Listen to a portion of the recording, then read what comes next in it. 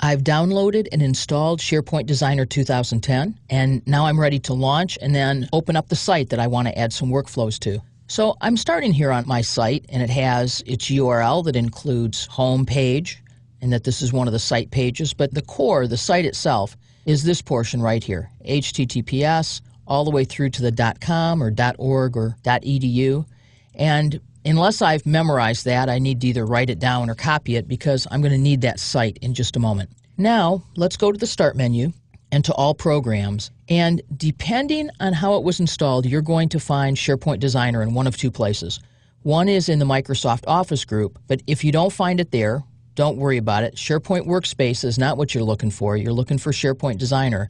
And sometimes, during installation, there's a group created called SharePoint, and you will find it here. So there's Microsoft SharePoint Designer 2010. Let's go ahead and open it up, and here we are. This is the first time this is launched, and so I have no sites, I have nothing to save, and it says, would you like to open a site or customize a site or create a new site, which you can also do with SharePoint Designer, creating it with these templates. I'm going to say I want to open an existing site, and it wants to know where it is, so I'm going to go ahead and paste in my information and click Open.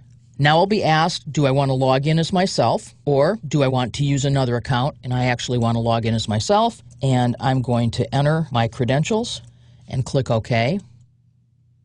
You may be prompted to do this more than once. Don't let that bother you. It's sort of normal. It depends on your environment and how you connect to your SharePoint server. But here I am. I can see that I have the title for my site. I can see my permissions over here, and I'm actually looking at my site through the eyes of SharePoint Designer.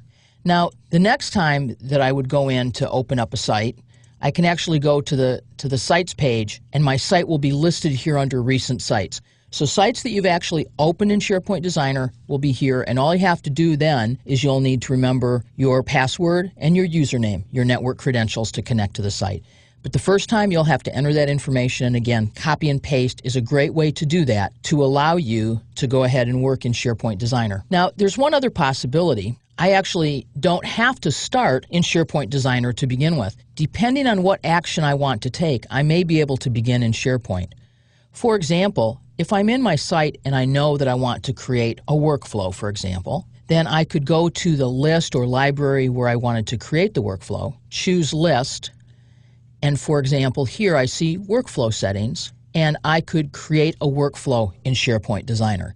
So depending on the action I wish to take, it may be equally easy to begin with a list or a library and then move over to SharePoint Designer from there. Or launch SharePoint Designer as we did in this example and then connect to the site. Either way, we now have the ability to work in SharePoint Designer connected to this specific SharePoint site.